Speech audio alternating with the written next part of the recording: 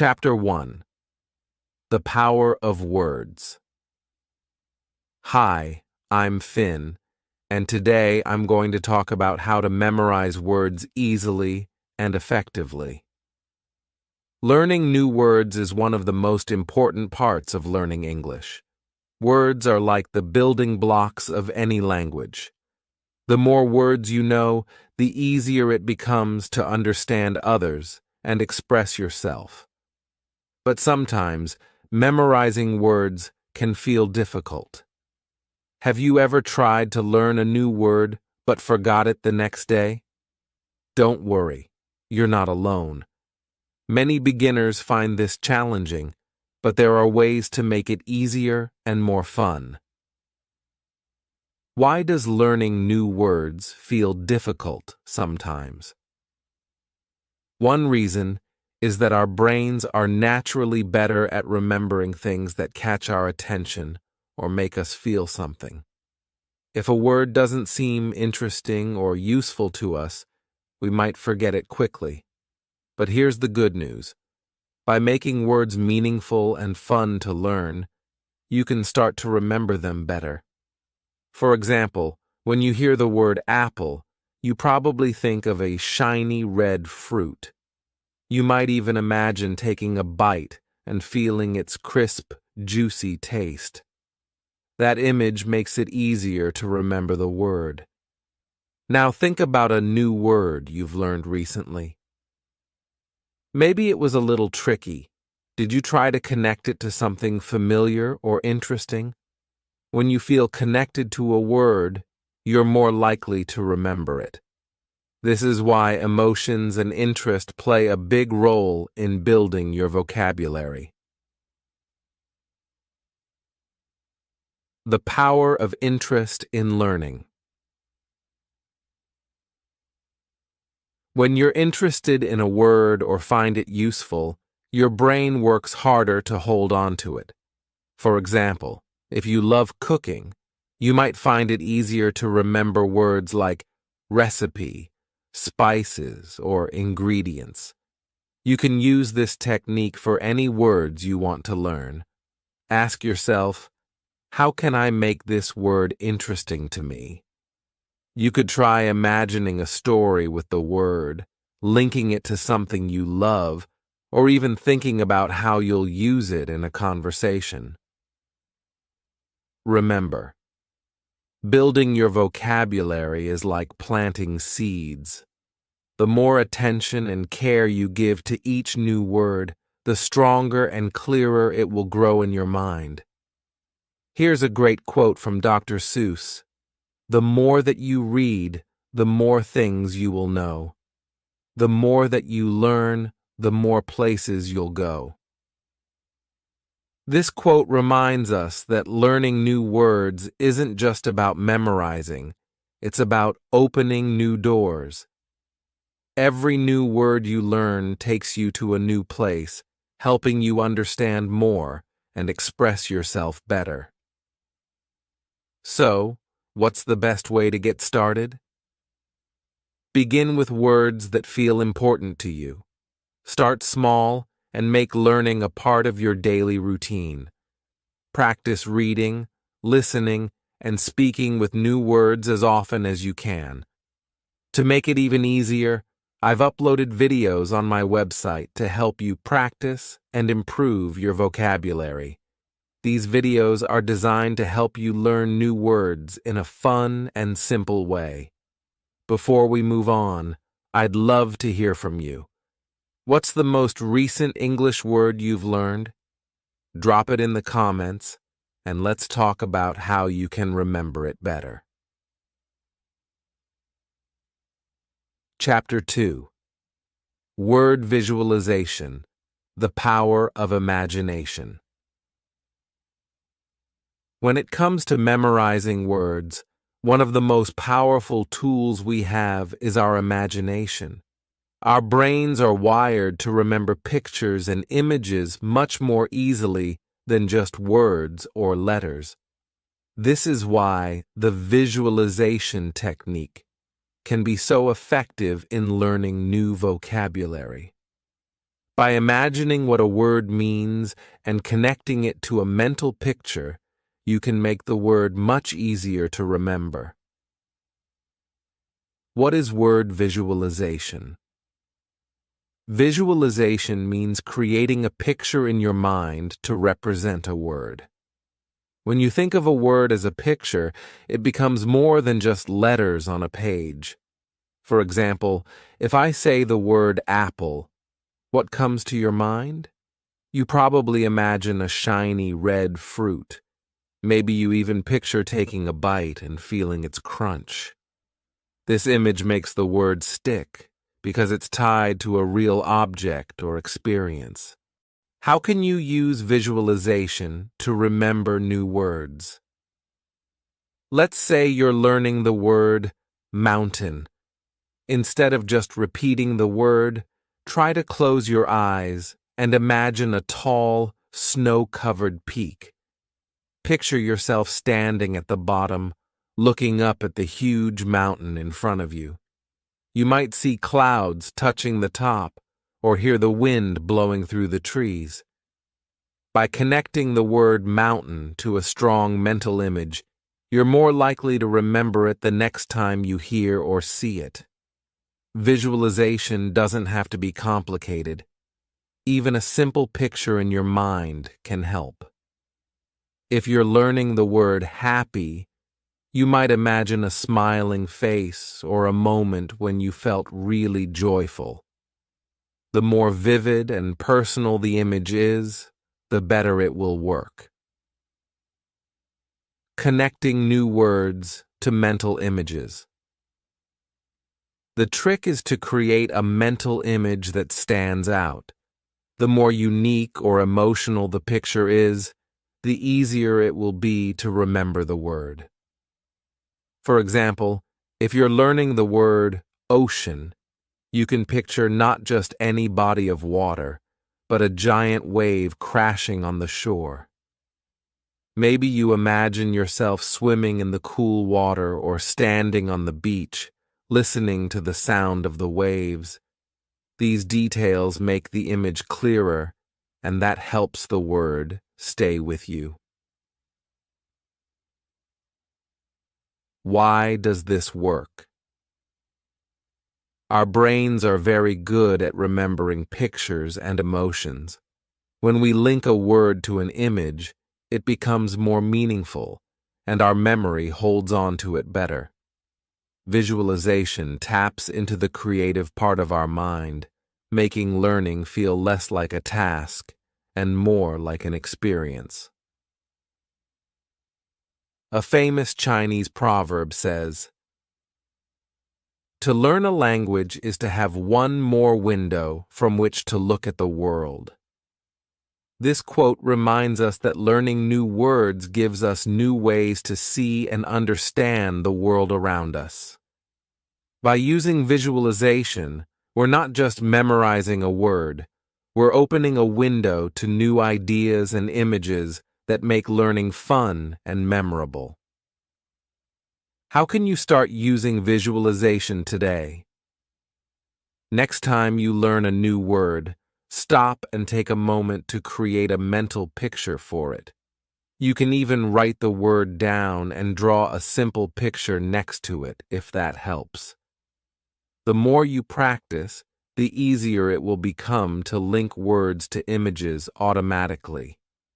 I encourage you to try this technique and let your imagination run free. It's a fun and creative way to make sure new words stick. And don't just take my word for it. Give it a try and see how it works for you. I'd love to hear from you. How do you picture words in your mind? Do you imagine scenes, objects, or something else? Share your thoughts and experiences in the comments below. The way we visualize words can be different for everyone, so let's learn from each other. Chapter 3. Word. Connections, linking old and new. One of the best ways to remember new words is to connect them to words you already know. Our brains love patterns and connections. If you can link a new word to something familiar, it becomes easier to understand and remember. This technique is called word association, and it's a powerful tool for learning English vocabulary.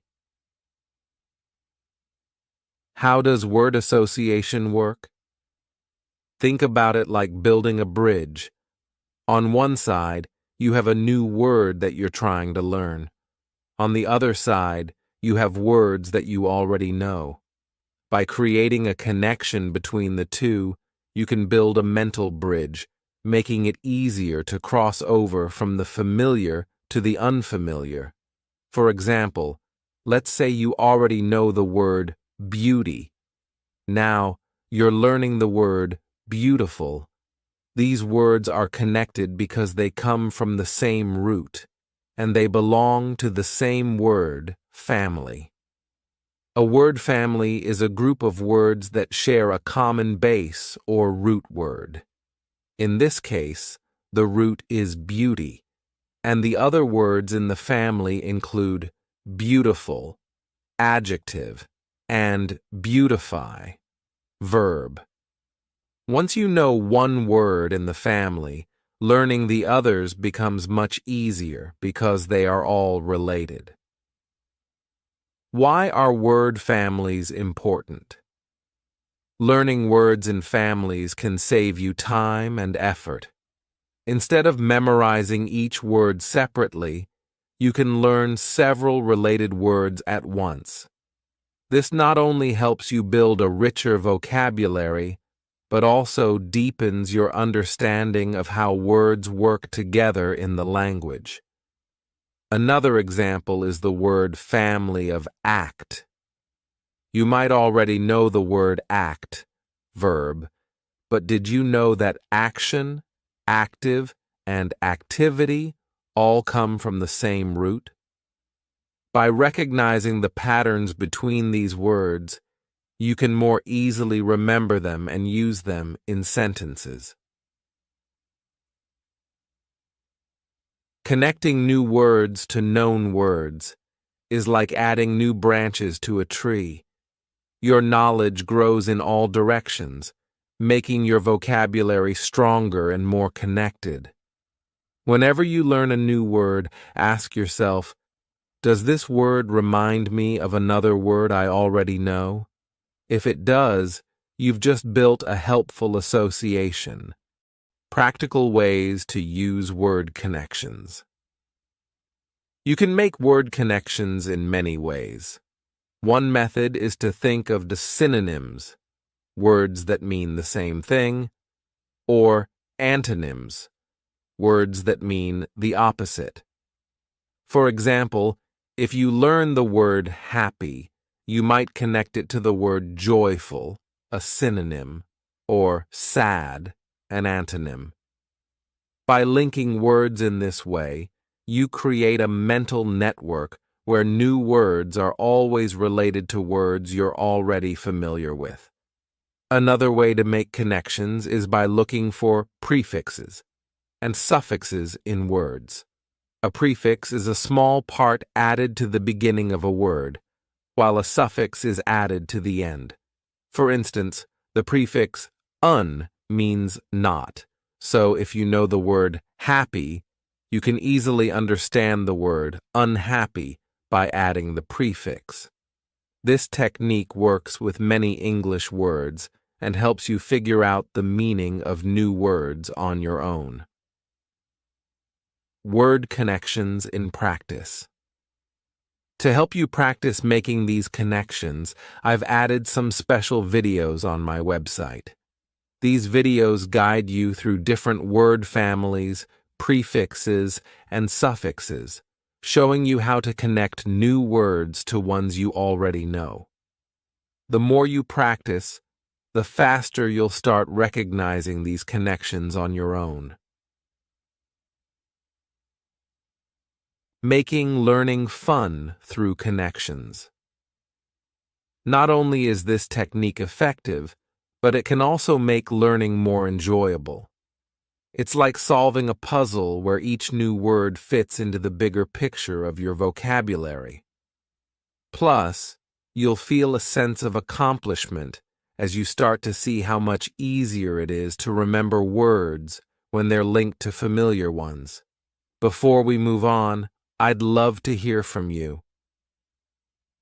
What's your favorite word family? Maybe you love words related to travel, food, or hobbies. Share your favorite word family in the comments below. Let's see how many word families we can explore together.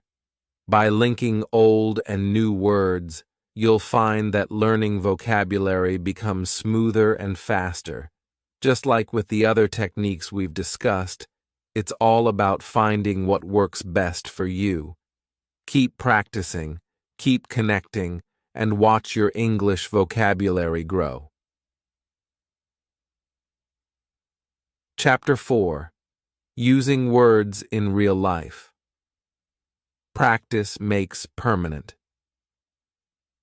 You've probably heard the saying, practice makes perfect. But when it comes to learning new English words, it's better to say, practice makes permanent. The more you use new words in real-life situations, the more naturally they become a part of your everyday vocabulary. Memorizing words is just the beginning. What really helps you remember them is using them in sentences, conversations, and daily activities. In this chapter, we'll explore how you can practice new words and make them stick for the long term. Why is using new words so important? Think of it this way. If you learn a new word but never use it, it's like planting a seed but never watering it. The word will dry up in your memory and eventually disappear. However, when you use the word in a sentence, conversation, or writing, it's like giving that seed water and sunlight. It grows stronger in your mind.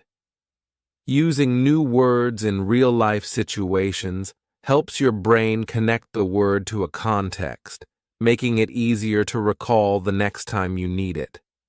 This is why it's crucial to practice as often as possible.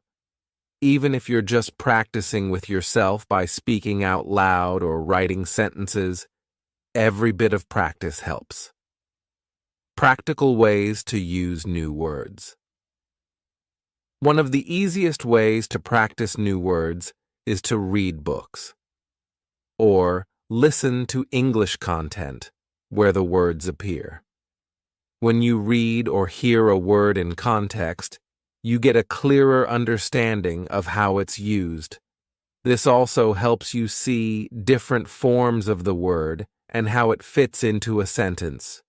For example, you might read a sentence like, "She was high delighted right now with the surprise gift." And now you can try to use the word delighted in your own sentence. I am delighted, Taos, to learn new words every day. Another way to use new words is to speak them out loud. Whether you're practicing with a friend, a language partner, or just talking to yourself, the key is to speak as much as possible. You don't have to wait for a formal conversation. You can use new words when you're describing your day, talking about a book you're reading, or even when you're thinking aloud about your plans. Methods for daily practice. Here are a few simple but effective ways to use new words every day. 1. Journaling. Start a journal where you write about your day, thoughts, or plans using new words you've learned. It doesn't have to be long. Just a few sentences each day can make a big difference. For example, if you've learned the word challenge, you could write, "Today, I faced a challenge at work, but I solved it by thinking carefully." 2. Daily word challenges. Set a challenge for yourself to use a certain number of new words each day. You can start small with just 2 or 3 words and gradually increase the number as you get more confident. You could say to yourself, "Today, I'm going to use the words enthusiastic, creative, and improve in my conversations or writing." 3. Conversations with yourself. If you don't have someone to practice with, try talking to yourself. Describe what you're doing or thinking using new vocabulary. For example, if you're cooking dinner, you could say, "I am preparing a delicious meal. I feel satisfied with how it's turning out." This may feel a bit funny at first, but it's a great way to get comfortable